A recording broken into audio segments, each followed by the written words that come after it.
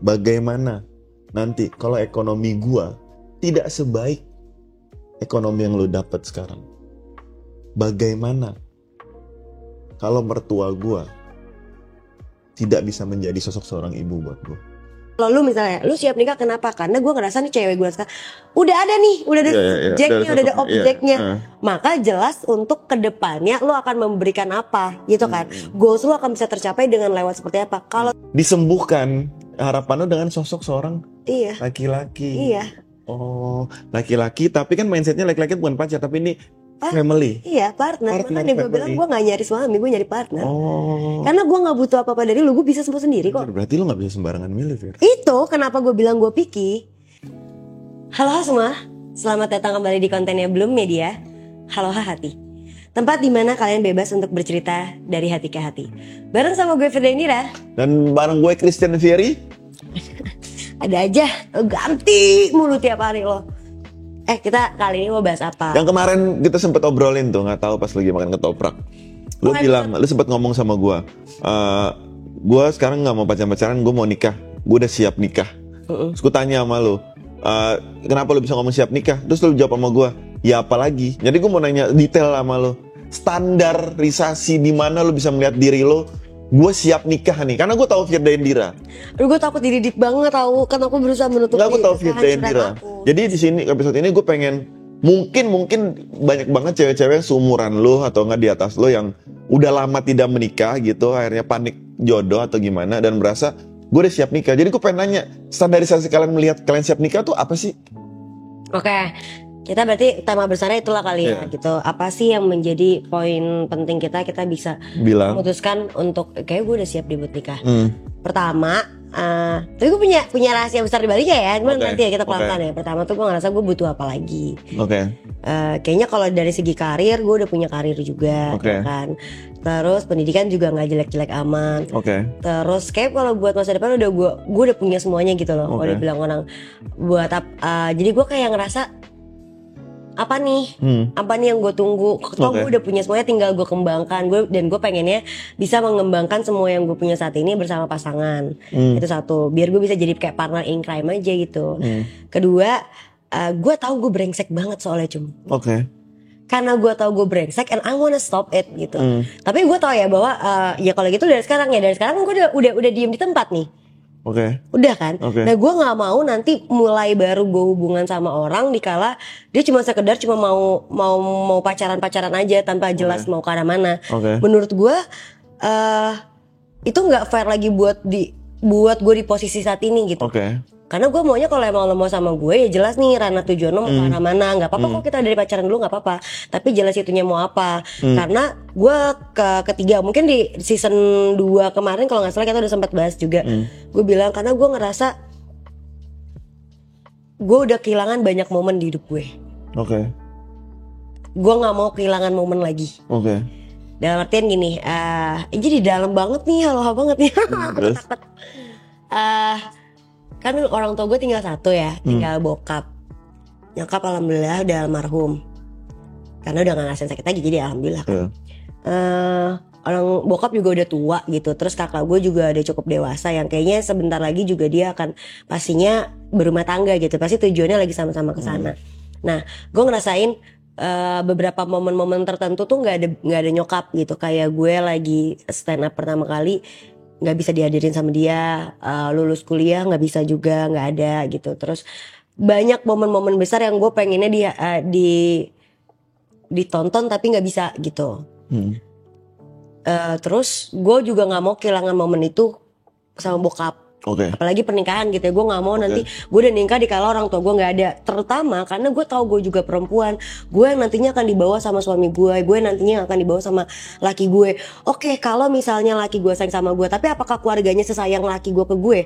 Belum tentu. Yang namanya ibu sama anak ya pasti yang dibelain duluan mah anaknya daripada anak orang lain. Belum tentu gue punya mertua yang fair enough itu, ya kan, untuk guanya, untuk bisa ngamanin batinia gue. Nah kalau gue masih punya orang tua kan masih alhamdulillah gitu loh, gue kalau ngeluh masih bisa ke dia. Tapi kalau orang tua gue udah nggak ada, terus gue cuma punya tameng dari mertua gue doang, lantas kayak apa? Kita nggak pernah tahu orang hidup ke depannya loh. Bisa jadi waktu gue pacaran sama pacar gue baik-baik aja, nikah setahun 2 tahun pertama mertua gue baik-baik aja, bla bla. Ternyata ketika jebret punya masalah besar, respon manusia lain kita tuh nggak pernah tahu. Jadi gue mengantisipasikan itu. Kalau misalnya nanti gue udah bener-bener sendirian kayak apa, belum lagi gue punya kakak dan kakak gue cewek doang juga. Gue cuma berdua kan, gue nggak punya penyelamat, dia juga nantinya akan dibawa, which is dia juga pastinya akan punya masalah pribadi. Jadi gue ngerasa gue nantinya akan bener-bener alone dan gue tuh nggak bisa sendirian, gue takut banget buat sendirian. Jadi kenapa itu gue bilang gue siap nikah ya, karena faktorisasinya adalah keluarga. Gue nggak mau kehilangan momen lagi sama keluarga gue, walaupun terutama bokap ya, walaupun bokap adalah biang luka gue yang terbesar lah. Gue sempat bahas kan, sesimpel gini deh, gue punya luka dari bokap gue nih Cum, dari dulu sampai ngebuat gue punya mental health issues dan segala macam traumatik itu dari bokap. Tapi gue bilang juga di episode sama Nando Tomo, gue bilang bahwa pada faktanya dari dulu gue coba memaafkan dia karena gue baru bisa damai sama beliau ketika pesta pora tahun ini. Jadi bayangin, gue 25 tahun gue hidup, gue baru bisa ngerayain momen besar sama keluarga gue, which is sama bokap deh satu-satunya, itu pas pesta pora. Nah gue nggak mau kehilangan itu pas di pernikahan gue gitu. Yang gue takut yang gue tangkap ya dari omongan lo barusan, Fir, itu bukan kesiapan, lebih ke harapan di dalam pernikahan. Lo punya ekspektasi dalam pernikahan, lo punya pemikiran, gue udah cukup enough. Lo yakin pernikahan itu adalah petualangan baru yang akan buat hidup lo lebih menarik, mungkin lebih berwarna, dan lo punya harapan lo sama pasangan lo bisa memulai suatu hubungan dengan sedikit demi sedikit bisa menutup rasa penyesalan lo dulu. Lo pengen penyesalan lo ketika lo jadi seorang anak nanti sebagai seorang ibu lo bisa membayar itu, ya kan?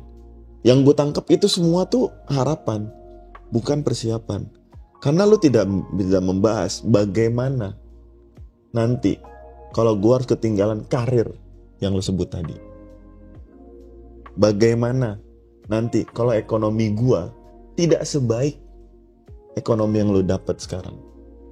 Bagaimana kalau mertua gua tidak bisa menjadi sosok seorang ibu buat gua?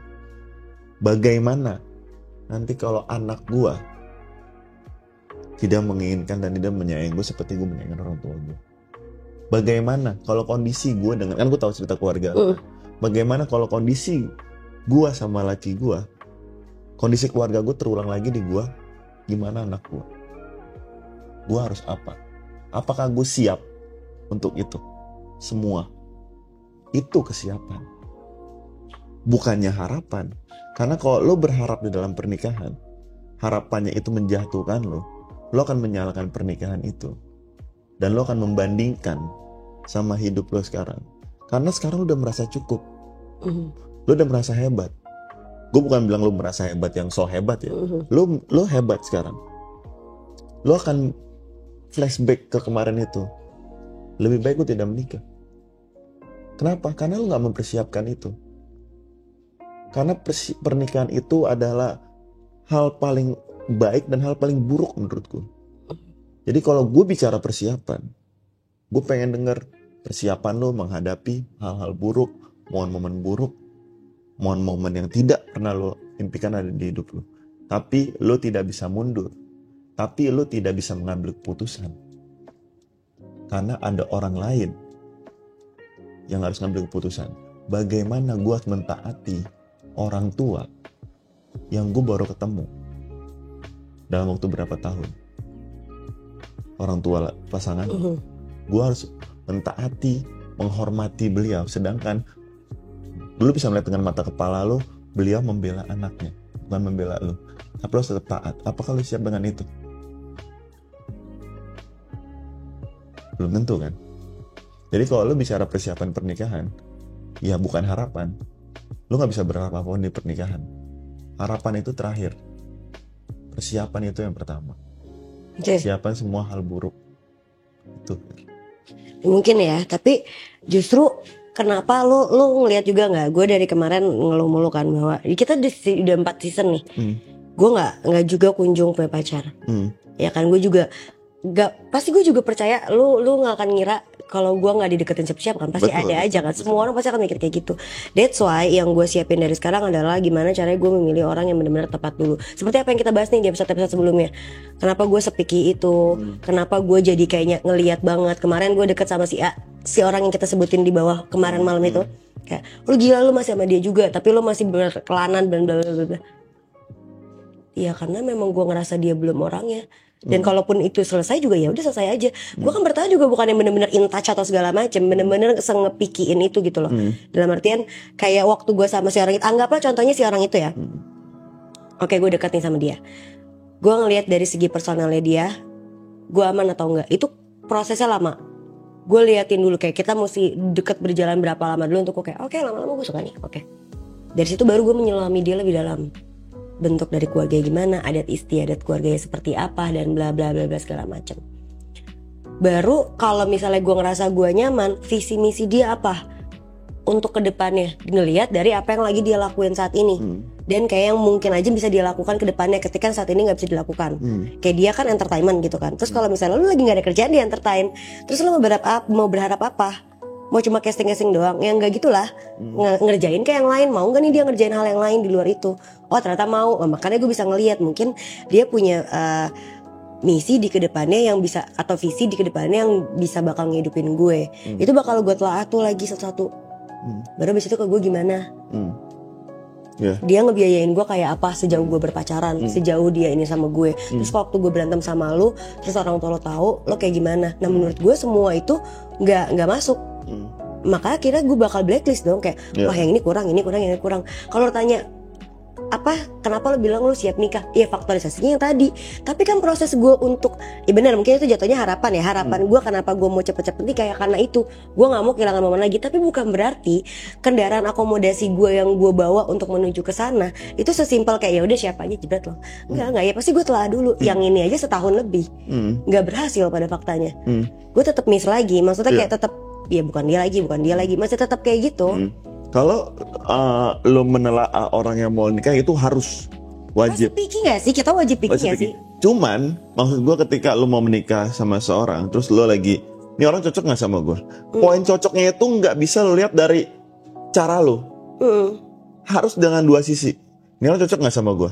Kalau sifat gue yang ini gue hilangkan, gue bisa gak ya? Iya. Kalau budaya gue yang ini gue hilangkan, bisa gak ya? Itu lo akan ketemu. Tapi kalau lo berpikir di kira-kira budaya ini bisa dihilangin nggak ya? Oh dia keluarganya seperti ini, gue nggak bisa. Lo nggak akan pernah ketemu. Iya. Karena baik lagi, lo yang selalu bilang sama gue, lo nggak akan pernah bisa merubah orang. Betul. Apalagi di pernikahan. Berarti kan lo harus berpikir apa yang bisa nih orang berubah dan apa yang bisa lo rubah dalam diri lo supaya lo masuk ke karakter ini orang. Karena kan nikah itu tuh kayak apa ya? Kayak kerja kelompok. Jadi kerja kelompok ketika lu dapet tugas yang berat dan lu cuma presentasi, lu pasti kesel dong. Anjir gue yang ngerjain semua ini orang cuman ngoceh doang. Itu juga poinnya gue yang kasih. Nggak bisa seperti itu dong. Ya kita kerjain bareng. Nanti pas ini ngejelasinnya kita bareng-bareng. Lu bagian ini, gue bagian ini, selesai. Gue maunya begini, dia maunya seperti ini. Tengahnya di mana? Ya kan? Kalau nanti pas acara hari H lo presentasi, ternyata lo ngomongnya ini, dia ngomongnya ini, karena kalian pakai cara masing-masing, ya nilai kalian 0. Oh lo kerja kelompok siapa nih yang ngerjain? Ya kan?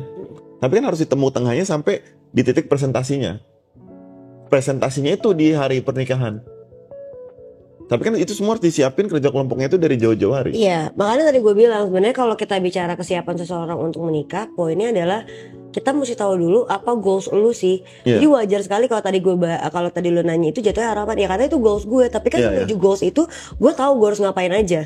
That's why kayak sekarang gue tahu gue brengsek banget lagi anaknya gitu kan. Gue mau stop untuk karena gue ujungnya gue nggak mau ada melarat, gue nggak mau ada terjadi perselingkuhan, gue nggak mau aja terjadi muter balik, karena gue tahu bahwa pernikahan adalah ibadah terlama, ibaratnya gitu, dan itu adalah hal yang nggak akan bisa lo palu pakai apapun, lo nggak ada jalan muter balik segala macam. Ya gue mau dari sekarangnya apa akomodasi yang gue lakukan, antisipasi yang gue lakukan, kayak seperti bahasa lo, ya gue diem di tempat. Gue nggak mau sama siapa-siapa dulu sampai gue ngerasa guanya udah 100% benar, dan gue ketemu sama orang yang dari segi komunikasi, toleransi, dan juga gue bisa ngebaca, menempatkan ego gue turunin untuk bisa ngelihat dari point of view-nya dia. Itu kan, ketika itu udah berhasil nih satu, nah itu antisipasi gue tuh, bentuk akomodasi gue. Terus kemana lagi? Baru ke faktorisasi keluarga tadi, baru ke faktorisasi pekerjaan dia tadi. Begitupun guenya kayak gimana. Makanya kalau tanya lu kalau lu bilang lu siap nih, karena gue belum ada jodohnya, kecuali gue ada jodohnya ya. Mungkin bisa lebih dijabarin gitu siap nikahnya kenapa. Makanya gue bilang tadi harapan kan. Iya. Nah, kalau tanya, kalau lu misalnya lu siap nikah kenapa? Karena gue ngerasa nih cewek gue sekarang udah ada nih, udah ada subjeknya, udah ada objeknya. Maka jelas untuk kedepannya lu akan memberikan apa gitu kan. Goals lu akan bisa tercapai dengan lewat seperti apa. Kalau lu nanyanya ke gue atau orang-orang yang seperti gue yang belum ada nih apa-apanya, jawabannya kan itu. Tapi itu adalah goalsnya dia. Yang perlu dilihat adalah kendaraan menuju goalsnya dia itu bagaimana dia realisasikannya dalam hidupnya dia. Sedangkan gue udah jaga ini. Oke, dari sekarang gue step menahan diri dulu untuk benar-benar ketemu sama yang tepat. Nah, ketemu sama yang tepat nih menurut gue sekarang udah tepat, benar-benar tepat nggak? Gue telah lagi ke masalah keluarganya, gue telah lagi kesini segala macam.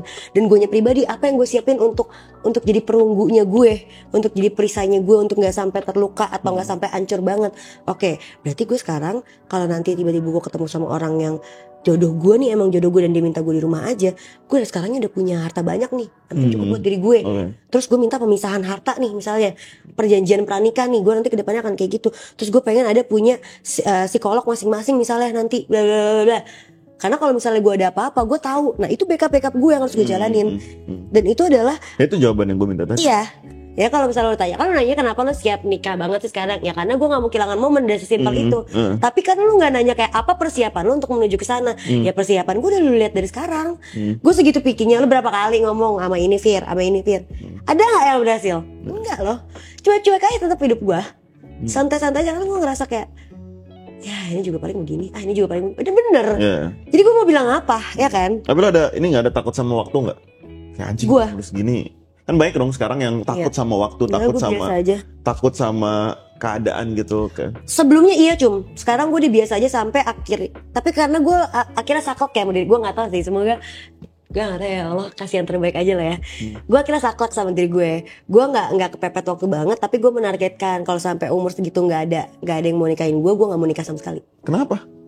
Gak mau aja. Kenapa lu bisa ngambil keputusan secepat itu gitu? Siapa tahu sampai umur, ini misalnya lu target lu umur 30, siapa tahu jodoh lu umur 31. Ya gak apa-apa. Kan lu gak mau nikah. Lu memutuskan misalkan kalau umur 30 lu gak punya jodoh, gak mau nikah sama sekali. Berarti siapa tahu jodoh lu di 31 lu mau apa? Ya mungkin aja bisa, tapi maksudnya kalau gue pribadi gue menganggapkannya kalau emang sampai batas tertentu yang gue udah doakan ke Tuhan, belum ada yang mau nikahin, maksudnya masih belum kelihatan hilalnya nih. Gini loh pernikahan kan nggak misalnya nih ya, gue bilang batas umur gue 30, terus 31 lu baru ketemu jodohnya, terus lu nikahnya di umur 31 gimana? Emang lu pikir nikah sesimpel itu? Baru ketemu langsung nikah kan enggak? Iya. Gue kan pengen misalnya gini, oke, gue umur 30 udah punya pacarnya nih. Dia bilangnya, tapi dia ngasih tau ke gue ya, aku jelasnya nanti 2 tahun lagi dari sekarang. Nggak apa-apa gue. Jodohnya dulu ditemuin. Kalau sampai nggak ketemu, mau nikahnya umur berapa, asal tuh jodohnya ngasih tahu ke gue, ngasih pengertian ke gue nggak apa-apa. Paham kan? Paham. Kecuali gue sama sekali belum ada, terus sampai di umur misalnya anggaplah di umur 31 gue masih belum ada jodohnya, belum kelihatan hilalnya, tahu gue ketemunya baru di umur 31, nikahnya di umur 33. Itu kan maksud poin. Itu kayak gimana? Ya gue pasti rasa keinginan gue untuk mencari sosok suami lagi tuh udah nggak ada. Pokoknya gitu. Jadi gue akan ngejalanin hidup gue aja ya. Kalau tiba-tiba ya kan kita Tuhan juga nggak tahu yang kapan ngebolak-balikin hati gue ya. Cuma poinnya adalah di batas usia tertentu gue tidak akan mencari lagi calon imam. Ya udah benar-benar line flow-nya lempeng. Lo pacaran, oke pacaran, tapi gue gak mau nikah gitu. Karena gue gak ngeliat partner lagi, gue udah gak looking for partner lagi gitu. Kayak udah mau kerja aja gue fokus gitu. Tapi kalau sampai sebelum umur itu ya gue masih tetap. Tapi nggak bisa, lo nggak bakal bisa. Menurut gue ya lo nggak akan bisa hidup kayak gitu sih. Karena akan ada fase di mana lo benar-benar gue cuman butuh partner, temen. Apalagi tadi lo bilang pacaran, ya udah pacaran gini. Nggak, lo akan males nanti. Pacarannya pun lo akan males. Antara ada atau nggak ada gitu loh. Partner sehidup atau nggak ada sama sekali. Ada umurnya, ada fase umurnya nanti. Jadi menurut gue nggak tahu ya. Gue sering dengar juga orang-orang sering bilang, oh gue nggak mau menikah gitu. Gue nggak tahu masalahnya apa, cuman kalau gue ngeliat semua orang pasti butuh pasangan hidup sih. Itu sudah siklusnya dan sudah di alam bawah sadar kita sebenarnya kita mau. Cuman gue nggak tahu karena trauma masa lalu, gue nggak tahu karena urusan ekonomi atau apapun, orang kayak punya mindset gue gak mau menikah. Maksud gue buat orang kayak gitu, coba deh lu duduk tenang, lu pikirin, lo mulai sama mereka nggak mau nikah tau, nggak ada orang benar-benar gue nggak mau nikah. Iya, nih sahabat gue nih sama bilangnya, tapi sebenarnya deep down diri dia mau kan, karena itu sudah sumbernya manusia. Iya, itu nalurianya lah ibaratnya gitu kan, mau dia, tapi dia takut. Saking ketakutan itu lebih besar daripada keinginan, makanya dia bilang mending gue nggak usah deh. Nah itu yang akhirnya gue pertahanin di diri gue. Kalau dia bilang takut banget gue, sebenarnya gue kagak mau nikah dari dulu.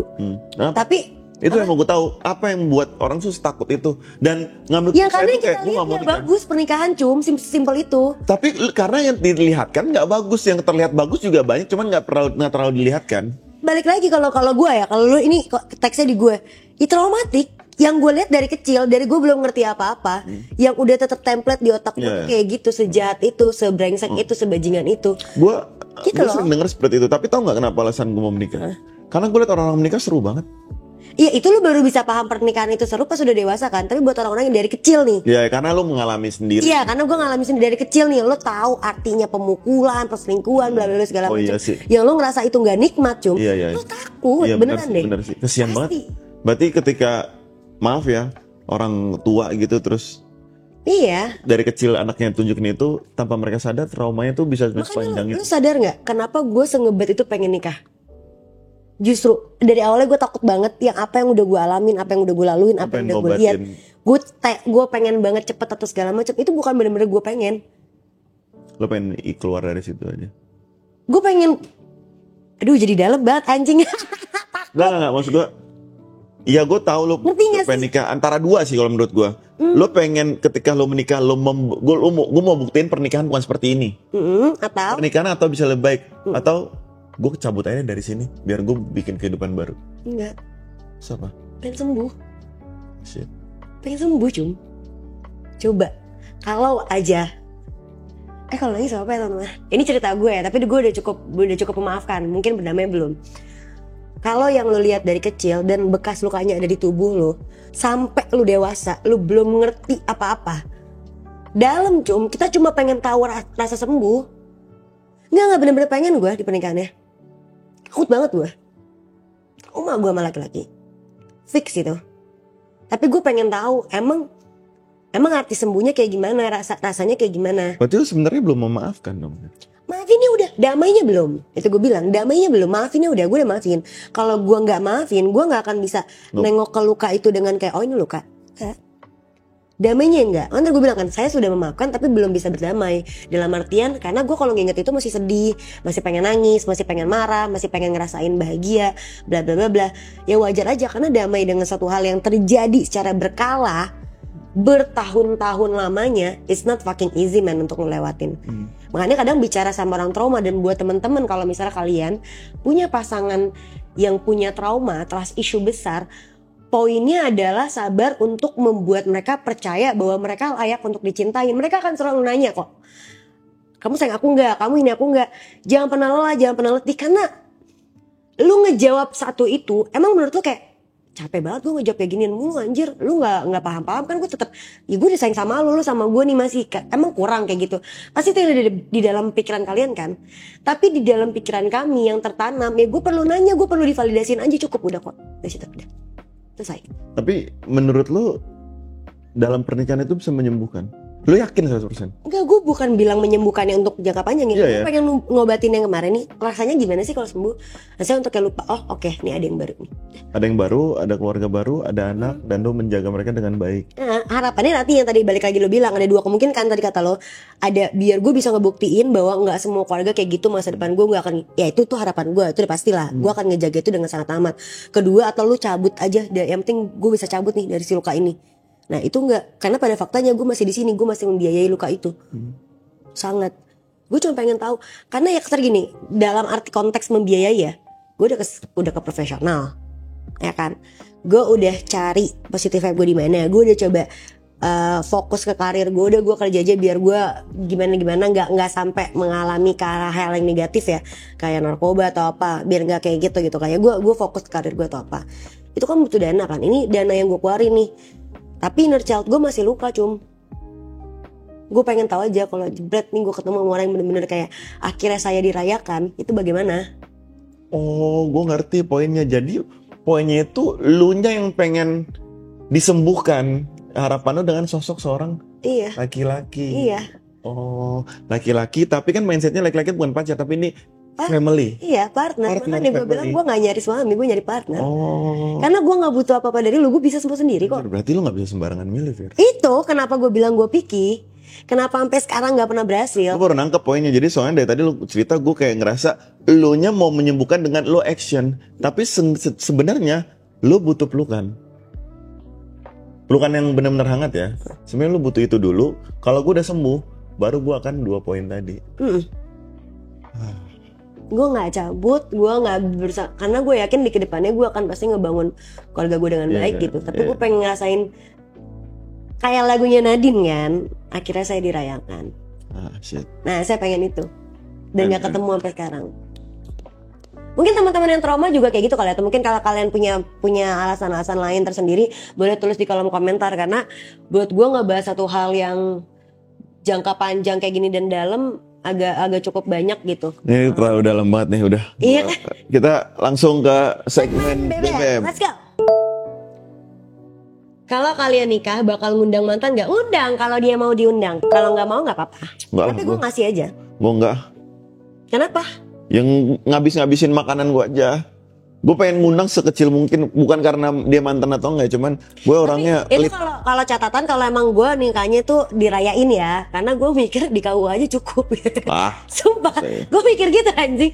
Yang penting gue tahu orangnya tepat gitu kan. Baru yang pentingnya itu, yang penting itu. Iya, nggak apa-apa deh habis itu. Lanjut.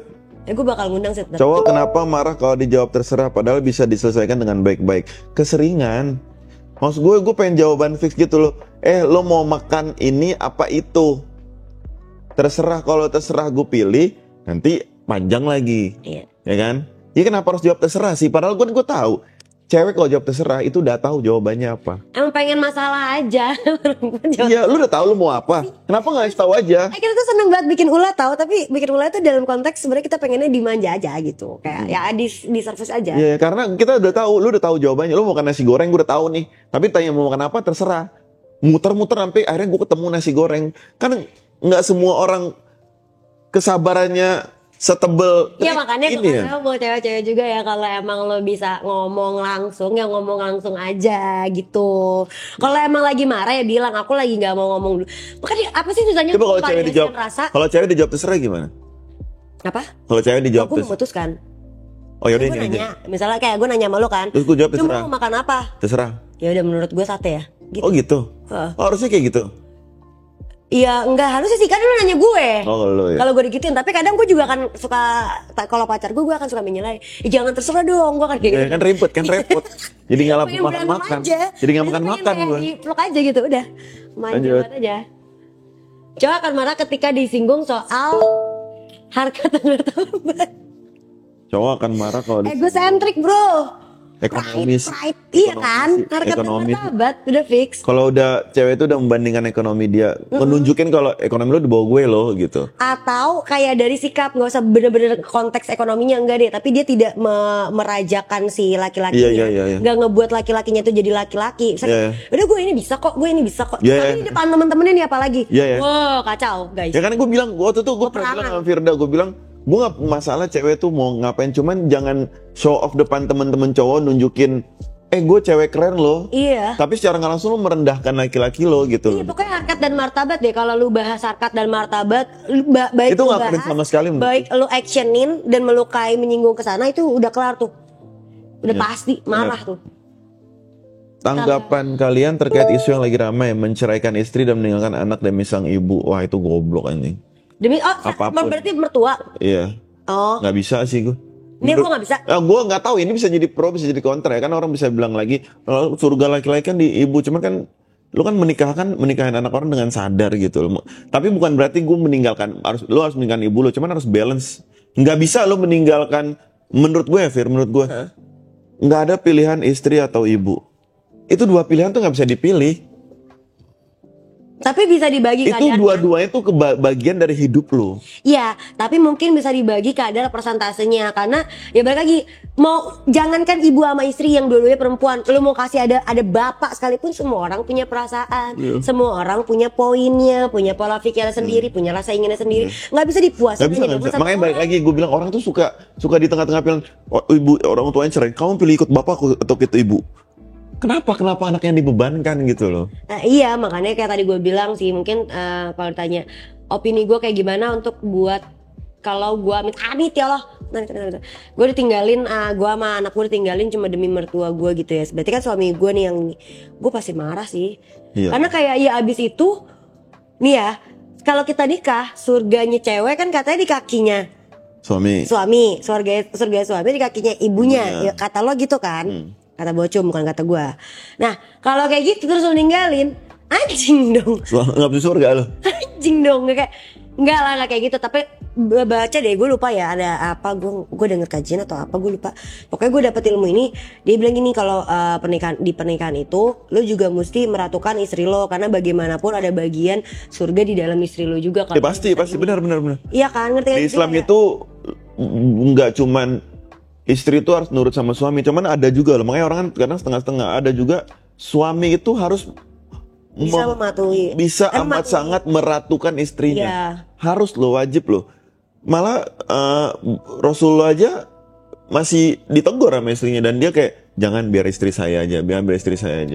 Kita harus bisa tahu mengangkat derajat istri kita setinggi-tingginya. Iya, tapi perempuan juga harus sadar gitu loh, bahwa semua orang tuh punya kekurangan, terutama laki-laki. Karena kan ya laki-laki tuh suka nggak paham apa yang kita mau gitu kan, karena memang pola pikir kita kadang suka bertentangan atau berbalik arah gitu.